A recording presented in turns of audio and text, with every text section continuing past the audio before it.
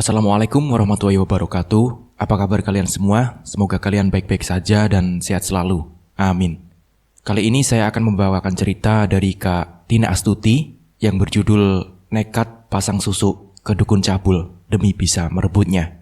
Nah, bagaimana ceritanya? Daripada penasaran, kita langsung masuk saja ke ceritanya.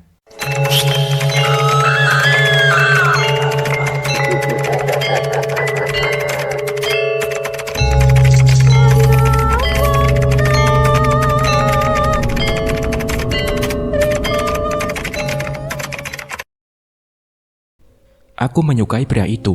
Namun, saat aku berusaha mengungkapkannya, ternyata pria itu malah menertawakan diriku. Bahkan yang berkali-kali lipat membuat hatiku semakin sakit, bukan berupa penolakan, tapi sebuah hinaan yang kudapat. Bahkan, dia juga membandingkanku dengan istri yang dia banggakan itu. Dia membandingkan denganku, sehingga membuatku semakin sakit. Dan yang paling kuingat ialah kau menyebutku adalah perempuan murahan yang tak pantas dicinta. Aku menertawakan diriku, sungguh miris perkataanmu itu, sehingga membuatku marah dan membuatku nekat melakukan apapun agar bisa membuatmu tunduk padaku. Bang Ardi ganteng banget, gagah, mapan lagi, puji Marin menatap sosok lelaki yang tengah menikmati secangkir kopi sembari memainkan laptopnya. Namun sangat disayangkan, dia suami orang lain. Lanjut Marin lagi dengan tatapan sendu. Yuni, teman seprofesinya, hanya menertawakan Marin yang terus memuji milik orang lain tersebut. Baginya sudah biasa Marin menatap lelaki itu dengan mata yang berbinar-binar. "Jangan ya Mar, dia pria beristri," sahut Yuli dan hanya ditanggapi Marin dengan hembusan napas. Marin perempuan desa yang cantik, walaupun tidak terlalu putih, namun sangat nyaman dipandang. Wajahnya ayu, alami. Bahkan perempuan penjaga warung tersebut selalu ramah pada siapapun. Itu yang membuat para lelaki yang sangat menyukai duduk di warung Marin untuk berlama-lama. Apabila seseorang menatap Marin dari mata, maka seluruh tubuh Marin juga tak luput dari tatapan. Seperti ada magnet yang membuat para lelaki yang langsung terhipnotis. Jika Marin bercakap, bahasanya sangat lembut dan enak didengar. Tak jarang para lelaki yang salah tingkah pada Marin. Padahal ia selalu bersikap begitu pada semua pelanggannya. "Bang Ardi itu kesini cuman ngopi doang ya?" ucap Yuli. "Iya, beliau lebih menginginkan santai di sini sambil kerja," jawab Marin yang terus memperhatikan pria tersebut. Warung kopi tersebut ada bosnya, yaitu bernama Bu Wardana. Beliau adalah pemiliknya. Sedangkan Yuli dan Marin hanya karyawan saja, khusus membuat minuman dan khusus mengajak mengobrol para pelanggannya. Hanya warung khusus untuk santai. Namun ramainya luar biasa, padahal yang dijual hanya kopi, teh, dan minuman lainnya. Namun salah satu penarik pelanggannya ialah warung tersebut memasang internet wifi. Di desa jernih tersebut, sangat jarang orang-orang memasang internet tersebut. Kalaupun ada, hanya dibuat usaha. Dan contohnya seperti warung Marin. "Marin, buatkan kopi lagi ya, 2 cangkir," pinta Ardi tiba-tiba, dan langsung membuyarkan lamunan Marin terhadap lelaki itu. "Oh iya bang," jawab Marin segera. Marin mengantarkan kopi pada lelaki yang sedang mengobrol tersebut. Ada kedatangan 2 teman Ardi, yaitu Ilham dan Hendri. "Silakan bang," ucap Marin menyodorkan 2 cangkir kopi. Ardi hanya menanggapinya tersenyum. "Dek Marin, makin hari makin cantik saja," puji Hendri. Iya, gak puas dipandang, iya kan bro?" sahut Ilham disertai gelak tawa. "Bisa saja abang ini gombal," jawab Marin langsung pergi. Sedangkan Ardi hanya tersenyum. Sudah biasa, para lelaki terus-menerus memuji Marin. Dan sampai saat ini tak ada satu lelaki pun yang bisa merebut hati Marin. Marin duduk bersama Yuli di belakang sana. Sesekali mereka dipanggil jika ada pelanggan yang datang atau yang hendak bayar. Mereka sesekali mengajak ngobrol. Namun jika tidak diajak ngobrol, mereka akan ke belakang memainkan ponselnya. Marin mengintip dari balik dinding. Tatapannya tak lepas pada pria beristri tersebut. Entah kenapa, baru kali ini ia merasakan benar-benar jatuh cinta pada pria tersebut. Cuek, tapi bikin penasaran. Ardi yang sedang berbincang, Ardi tertawa. Ardi yang selalu merapikan rambutnya, Ardi yang kadang begitu serius menatap layar di hadapannya. Semuanya tak luput dari perhatian Marin. "Dek Marin, mau bayar?" panggil Ardi. Marin tersentak kaget. Ia langsung beranjak keluar menemui suara tersebut. Berapa dek kopi abang sama punya Ilham dan Hendri? Dan tadi ada tambahan roti juga, tanya Ardi. 25.000 bang, jawab Marin. Ardi menyodorkan lembaran uang 30.000 dan langsung beranjak pergi bersama dua temannya. Bang, ini kembaliannya, ujar Marin. Iya, tidak usah, jawab Ardi berbalik tersenyum. Padahal cuma sisa 5.000, namun mampu membuat Marin semakin terpukau, terkagum-kagum. Setelah kepergian Ardi, Marin begitu sibuk melayani orang-orang. Tak jarang para pelanggan yang mengajak Marin mengobrol selalu memberikan uang lebih. Dari matamu, hidungmu, pipimu, alismu, dan tanganmu, semuanya tak lepas dari pandangan abang dek. Puji Bima menatap Marin dari atas hingga bawah dengan mata lelaki hidung belangnya. Marin hanya tersenyum menanggapinya. Sudah biasa baginya dipuji begitu. Dan memang kenyataannya, jika yang disebutkan semua pelanggannya ialah semua titik yang memiliki arti, yaitu sebuah kecantikan rahasia yang ia beli di suatu tempat. Dan di titik tersebut ada keutamaannya. Misalnya bagian bibir dan lidah. Jika ia berbicara, orang akan menatap bibirnya. Bahkan apa yang dibicarakan oleh Marin sangat nyaman didengar. Tutur katanya yang lembut.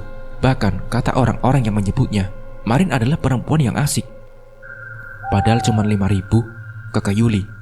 Bodoh amat berapapun itu. Jika seseorang yang kucinta yang memberikannya, maka rasanya lebih berharga, jawab Marin.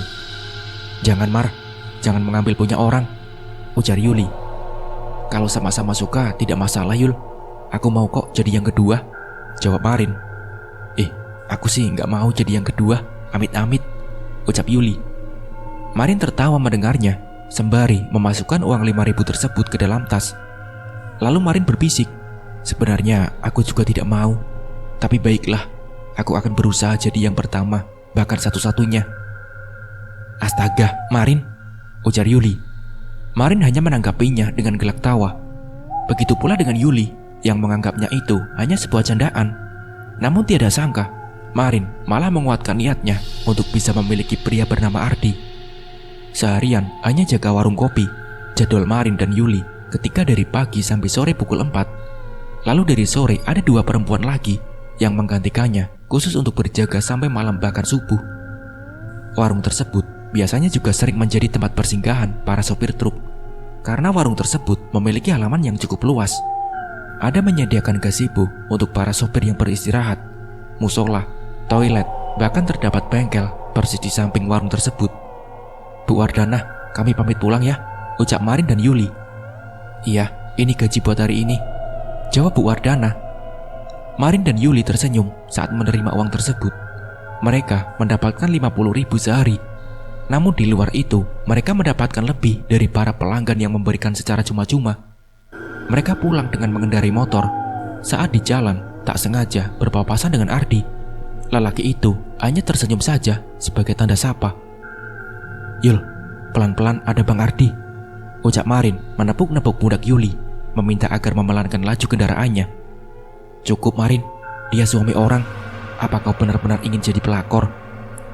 Aku begitu menyukai Bang Ardi Yul, jawab Marin. Sesampainya di rumah Marin, ia segera turun. Sedangkan Yuli harus melanjutkan perjalanan karena rumahnya berbeda RT. Di rumah ia hanya tinggal berdua. Ibunya pergi merantau bekerja di negeri orang, sedangkan bapaknya ia tidak tahu menahu karena ia hanya dibesarkan oleh neneknya yang kini lebih banyak menghabiskan berbaring di tempat tidur.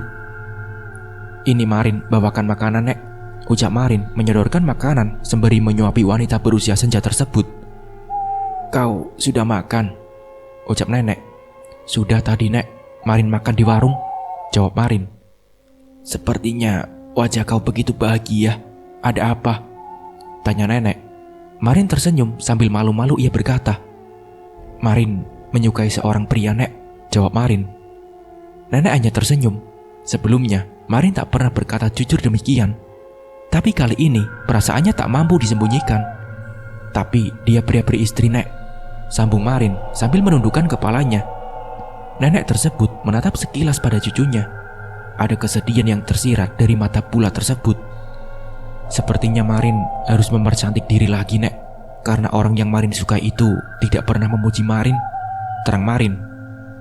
Nanti Marin minta tolong sama Mbok Samsi lagi buat buka aura agar tak puas dipandang, sambung Marin. Sebagai penjaga warung, Marin harus tetap tampil cantik. Bahkan memberi kecantikan di tempat tertentu sangat diwajibkan bagi Marin agar menarik pada pelanggan. Kecantikan yang dimiliki Marin dari Mbok Samsi, perempuan tua yang mempunyai praktek khusus untuk para wanita yang datang dengan niat masing-masing. Berhubung Marin penjaga warung, maka kecantikan Marin ia berikan untuk umum, yaitu siapa saja yang melihatnya, ia langsung tertarik pada Marin. Di kediaman Mbok Samsi yang datang bukan hanya wanita yang berprofesi begitu, melainkan banyak juga wanita yang sudah bersuami, datang dengan niat agar sang suami tak puas, tak jenuh memandang. Jika untuk umum, biasanya kecantikannya agar nyaman dilihat. Siapapun yang melihatnya, maka akan terkagum-kagum dengan kecantikannya. Padahal orangnya biasa saja, bahkan natural, tapi ada daya tarik tersendiri bagi yang memandangnya. "Terserah saja Marin, asalkan kamu senang," jawab nenek yang biasa dipanggil Nek Windu. "Ajak Yuli juga, biar kalian sama-sama cantik," ucap nenek lagi. "Iya Nek, pasti itu," jawab Marin. Di dalam kamar, Marin terus terbayang-bayang wajah Ardi yang begitu rupawan. Mungkin usia Ardi kisaran 37 tahunan. Dan usia segitu memang lagi gagah dan mapan-mapannya. "Besok kita izin sebentar pada Bu Wardana Yul. Kita besok beli kecantikan," isi pesan Marin kepada Yuli. Padahal baru seminggu yang lalu, malah mau ke sana lagi, balas Yuli. "Kan gak apa-apa Yul, Raja setiap hari pun juga diperbolehkan," balas Marin lagi, disertai dengan emoji tertawa. "Terserah saja lah Mar," balas Yuli di akhir percakapan. Besoknya, Marin dan Yuli tetap pergi bekerja dan akan meminta izin sebelum azan zuhur untuk pergi sebentar ke tempat kediaman Mbok Samsi. Karena ada waktu terbatas jika untuk melakukan rajaan tersebut, yaitu waktunya harus sebelum zuhur. Rajaan boleh dikerjakan siapa saja, apalagi niat khusus untuk menyenangkan suami agar tak bosan dipandang. "Marin, kamu selanjutnya," ujar Yuli memundurkan diri. Marin duduk di depan Mbok Samsi. Perempuan berusia senja tersebut mengambil jarum dan minyak sebagai alat untuk rajaan. Jarum jahit tersebut dicelupkan pada minyak, lalu tangan Mbok Samsi menuliskan aksara-aksara khusus di wajah Marin sembari mulutnya komat-kamit. Jika sudah selesai, maka jarum tersebut langsung dipatahkan menjadi 2 bagian. Jika jarum tersebut tidak patah, menandakan hal buruk dan rajaan harus diulang kembali dari awal. "Sudah selesai," ucap Mbok Samsi. "Terima kasih Mbok," ujar Marin menyodorkan amplop yang berisikan lembar uang. "Syaratnya seperti biasa kan Mbok?" tanya Marin. "Iya, seperti biasa," jawab Mbok Samsi dan langsung meminta pelanggan yang lain untuk maju. Ada beberapa syarat yang harus dihindari setelah melakukan rajaan tersebut, dan itu wajib dikerjakan. "Semoga saja Bang Ardi terpikat," ucap Marin.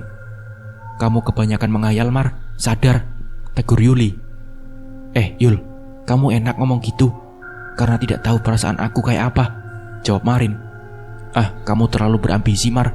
Aku gak mau kamu jadi wanita begitu," terang Yuli. "Semoga Bang Ardi tidak tergoda sama kamu," sambung Yuli. "Sahabat apaan sih kamu Yul? Kok malah ngomong begitu?" ujar Marin tersulut emosi. "Yang aku lihat, Bang Ardi mah tidak tertarik sama kamu Mar. Dan yang aku pernah dengar, Bang Ardi itu orangnya sombong," terang Yuli. Masa sih? Kata siapa Bang Ardi sombong? Orang dia suka menyapa orang dan murah senyum. Aku yakin dia bakal tertarik sama aku," ucap Marin terkekeh. Terserah kamu saja Mar. Terlalu berlebih-lebihan," ucap Yuli lagi dan tak ditanggapi oleh Marin.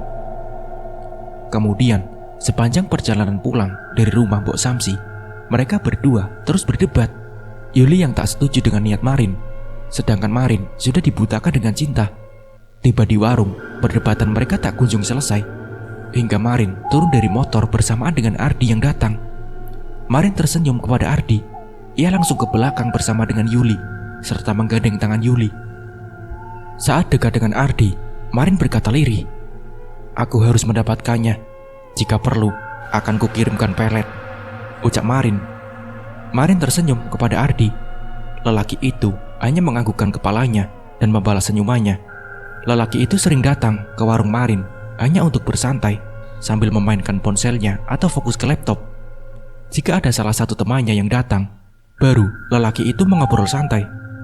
Ardi adalah lelaki pindahan dari kota ke desa tersebut. Ia baru 1 tahunan lebih tinggal di desa tersebut. Lelaki itu pindah memboyong istrinya yang bernama Mala, hanya istrinya saja tanpa anak. Karena dari cerita yang didengar Ardi belum mempunyai anak.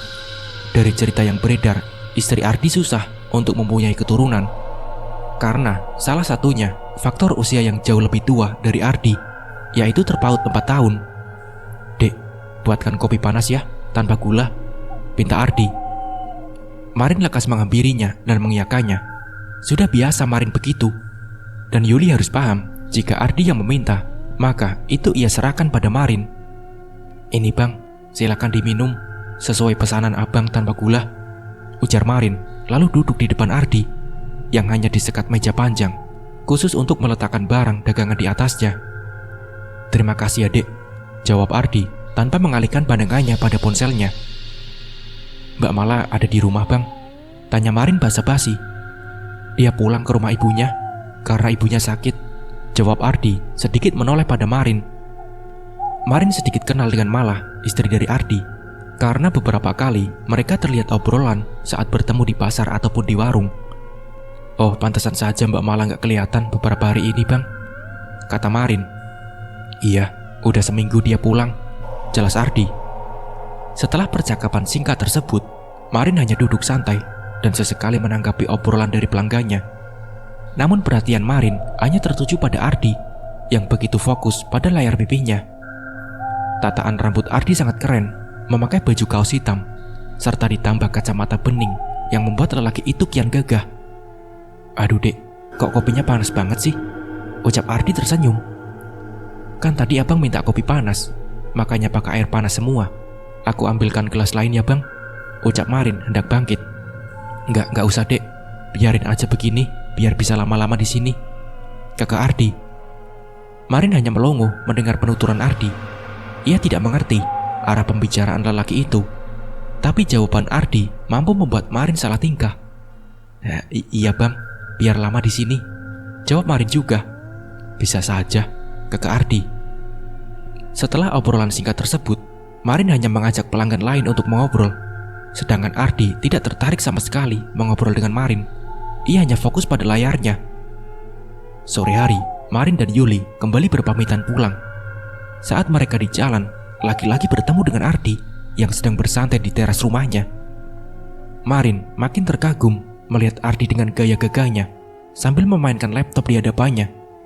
Rumah Marin masih satu RT dengan rumah Ardi, tapi lumayan jauh jika berjalan kaki. "Bang Ardi?" ucap Marin berbunga-bunga. "Waduh, Bang Ardi lagi, kayak gak ada laki-laki lain saja," sahut Yuli. "Bang Ardi itu kok kerjaannya di rumah terus ya? Apa pengangguran?" tanya Yuli. "Enggak, yang aku tahu, ia memiliki usaha seorang developer gitu," jelas Marin. "Weh, banyak tahu ya tentang Bang Ardi," kakak Yuli. "Iya," jawab Marin terbahak. Sesampainya di rumah, yang pertama Marin akan menemui sang nenek. Wanita renta itu selalu berada di kamarnya. "Makan dulu nek," ucap Marin. "Nanti saja, nenek tidak lapar," jawab neneknya yang hanya perlu 1 kali dipertanyakan. Karena walaupun usia beliau sudah senja, tapi pendengaran beliau masih sangat bagus. Saat Marin berjaga di warung, setiap harinya selalu ada Ardi yang datang untuk sekedar santai.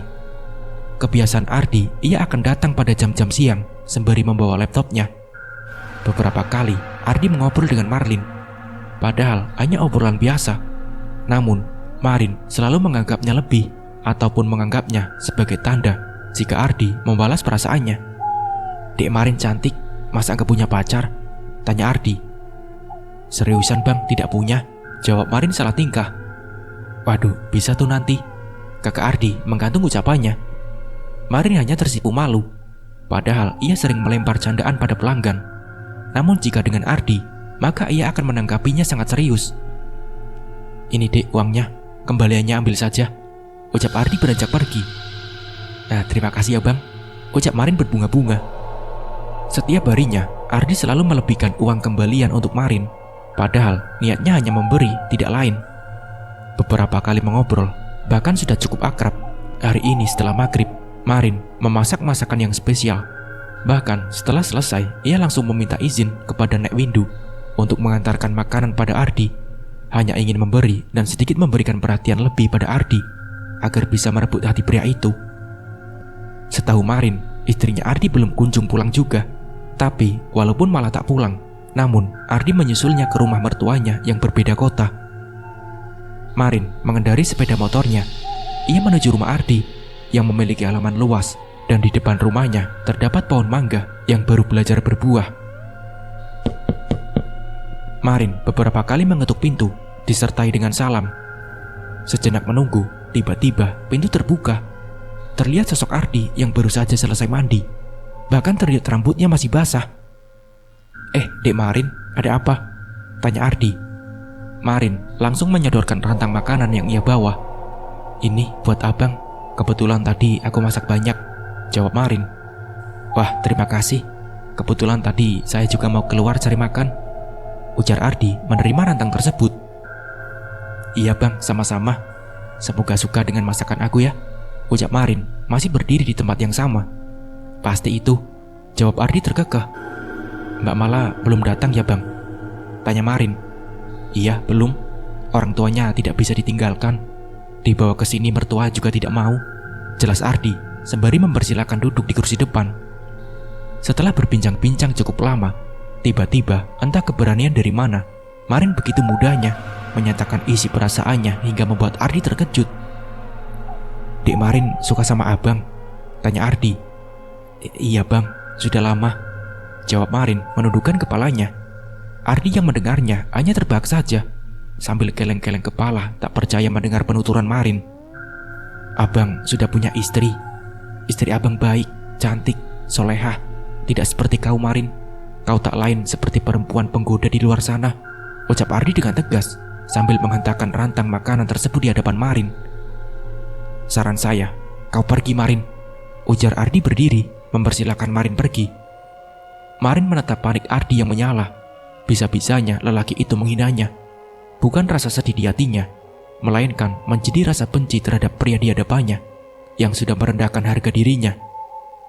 Baik, aku pergi bang, jawab Marin. Marin melangkahkan kakinya untuk pergi. Baru selangkah, tiba-tiba Ardi membanting pintu dengan keras.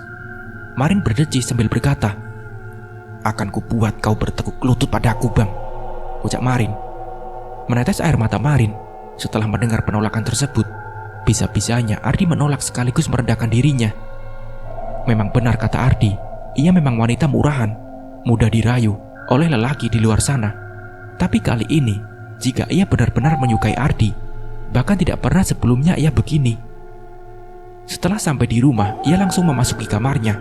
Terisak-isak, Marin kala teringat ucapan kata yang dilontarkan barusan. Sungguh sangat menyakitkan. Beberapa kali ketukan pintu kamar berbunyi, namun Marin memilih untuk tidak menanggapi. Ia sudah tahu jika itu adalah neneknya. Ada apa? Tanya Marin. Nenek, buka ya pintunya, isi nenek sembari mendekati Marin yang terbaring dengan air mata yang berlinang. Makanan tidak diterimanya? Tanya nenek. Marin menggelengkan kepalanya. Lalu kenapa? Tanya nenek lagi. Marin dihina sama Bang Ardi nek. Bahkan Marin dibandingkan dengan istrinya yang begitu sempurna itu, jelas Marin. Nenek Windu hanya bisa mengelus pucuk kepala Marin, sedangkan garis itu terus terisak. Sudahlah, jangan pikirkan itu lagi. Lebih baik tidur saja, ucap Nek Windu memberikan selimut pada Marin. Besok pagi, Marin memilih untuk tidak masuk kerja di warung. Ia meminta izin dengan alasan tak enak badan. Memang kenyataannya ia benar-benar lemah. Mungkin ini yang dinamakan sakit hati. Semuanya menjadi tidak enak. Bahkan sekedar makan dan minum pun seleranya tidak ada. Gak penting menangisi lelaki itu, tegur Nek Windu sembari mengantarkan makanan ke dalam kamar Marin. Lelaki di luar sana masih banyak, cukup menyukai lelaki itu, lanjut beliau dengan wajah garangnya. Marin hanya diam saja sejak tadi.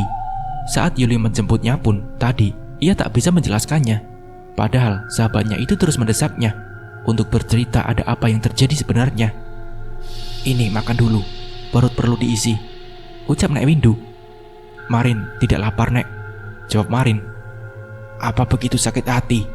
Tanya nenek. Sakit, Nek. Marin bukan hanya mendapatkan penolakan, tapi juga hinaan, jelas Marin. Kata Bang Ardi, Marin tak lain adalah wanita penghibur dan wanita jalang, terang Marin. Sialan lelaki itu, bisa-bisanya berkata demikian. Seberapa tampan lelaki itu bisa-bisanya menghina kamu? Tanya nenek Windu. Marin tidak menjawabnya. Ardi memang tampan, bahkan Yuli pun juga mengakui hal demikian. Namun sangat disayangkan jika Ardi sudah memiliki istri. Apa kamu punya fotonya? Tanya nenek Windu. Lantas segera Marin membuka ponselnya dan mencari foto Ardi yang ia ambil secara diam-diam saat di warung. Ini, Nek, ada, jawab Marin mencari di galeri ponselnya. Terlihat jelas bukan hanya satu foto Ardi, namun ada beberapa foto Ardi dengan waktu yang diambil berbeda-beda. Nek Windu memperhatikan lelaki itu. Memang tampan, wajar saja Marin tergila-gila pada lelaki itu. Rumahnya yang mana? Tanya Nek Windu. Rumahnya ialah rumah Bu Mega yang dulu, Nek. Pasti nenek tahu itu, ujar Marin. Nek Windu mengingat-ingat rumah bekas Bu Mega. Setelah sudah ingat, beliau langsung mengiyakannya. Ingat gak, Nek? Tanya Marin. Iya, ingat, jawab beliau. Tertatih, wanita renta itu meninggalkan kamar Marin. Sedangkan Marin seharian tidak ngapa-ngapain. Bangkit dari tempat tidur saja, ia begitu malas. Neneknya pun tidak ada mengajak ngobrol. Beliau memilih tiduran di kamar sebelah. Dan sesekali terdengar suara batuk dari mulut beliau. Besoknya, Yuli pagi-pagi datang ke rumah Marin. Sebelum berangkat, ia akan mendengarkan Marin bercerita terlebih dahulu. Gimana ceritanya, Mar? Kamu nembak duluan ya? Terka Yuli. Iya, aku menyatakan rasa suka aku. Tapi yang kudapat hanya sebuah cacian, terang Marin. Ia terus menceritakannya kepada Yuli. Bahkan, Marin memilih tidak masuk kerja karena malu jika harus bertemu dengan Ardi. Hatinya begitu sakit, perih bagi disayat-sayat jika yang ia dapatkan bukan hanya penolakan, tapi ucapan yang lebih menyakitkan. Ya sudah, aku pamit kerja ya. Kalau bisa, kamu besok juga harus masuk. Biarkan saja Ardi, anggap aja angin lalu, kata Yuli berpamitan pada Marin. Iya Yul, hati-hati ya, jawab Marin. Jangan lupa, harus move on, bisik Yuli diselingi tawa. Nek, aku beliin makanan ya, aku lagi malas masak, ucap Marin. Iya, terserah saja Mar, jawab sang nenek tanpa menoleh pada Marin yang berdiri di ambang pintu. Marin mendekati sang nenek dan duduk di samping ranjang. Marin memperhatikan neneknya yang tengah membuka lembaran buku berwarna dengan keras kuning. Nek, Marin keluar sebentar ya, beli lauk, ucap Marin. Iya, hati-hati, jawab nenek Windu tanpa mengalihkan pandangannya. Marin keluar dari kamar. Baru beberapa langkah ia keluar, tiba-tiba suara nenek menghentikan langkahnya. Seberapa sakit hatimu dibuat lelaki itu kemarin, ucap nenek. Marin berbalik arah sambil berucap, sangat sakit, Nek, sakit, jawab Marin dengan air mata yang kembali menjelaskan jika sakitnya tiada tara. Apa ada niat untuk membalaskan rasa sakitnya? Tanya nenek. Marin membencinkan matanya, mencoba mencerna perkataan neneknya tanpa begitu serius. Ada, Nek, aku ingin Bang Ardi bertekuk lutut padaku, jawab Marin. Sang nenek berjalan menuju lemari kayu yang mulai lapuk. Beliau mengambil kotak berwarna merah dan membawanya pada Marin. Ambil ini, minta tolong sama si Samsi untuk ditanam benda ini ke tubuhmu, ujar sang nenek. Ini apa, Nek? Tanya Marin. Sang nenek terdiam sesaat, lalu menjawabnya dengan lirih. Ini susuk pemikat, jawabnya. Iya, nanti minta Samsi yang memasangnya. Wanita itu juga mengerti, terang sang nenek. Marin menerimanya dan menganggukkan kepalanya. Lantas ia keluar dari kamar menuju kamarnya yang untuk meletakkan benda tersebut. Ia tak langsung membukanya, melainkan Marin lebih dulu pergi ke warung untuk membeli lauk. Di tengah malam, Marin membuka kotak tersebut. Ia baru tahu jika benda tersebut ialah yang disebut susuk pemikat yang akan ditanam ke dalam tubuh. Semua ini ia lakukan agar bisa membuat Ardi jatuh cinta padanya. Mungkin neneknya membantu bisa merasakan sakit hatinya. Biasanya sang nenek tidak pernah begini, tapi kali ini beliau seperti ingin membalasnya.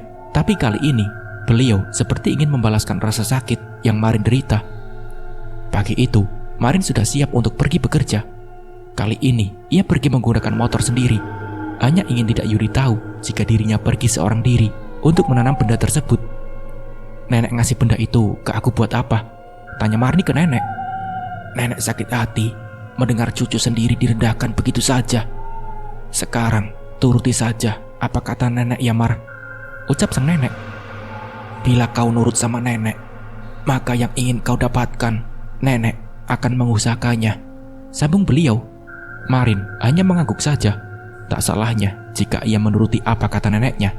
Ia percaya jika sang nenek lakukan itu untuk kebaikan dirinya. Masalah mempercantik aura pun itu adalah usul neneknya, dan memberitahu alamat Mbok Samsi. "Nek, Marin pamit kerja dulu ya," ucap Marin sembari menyalami tangan keriput tersebut. "Iya, hati-hati di jalan. Jangan lupa, Yuli tak perlu tahu masalah ini. Dia bisa saja akan menjadi penghalang untuk kamu," terang sang nenek begitu mencemaskan. "Iya nek, terang saja," jawab Marin tersenyum. Dan sesampainya di warung,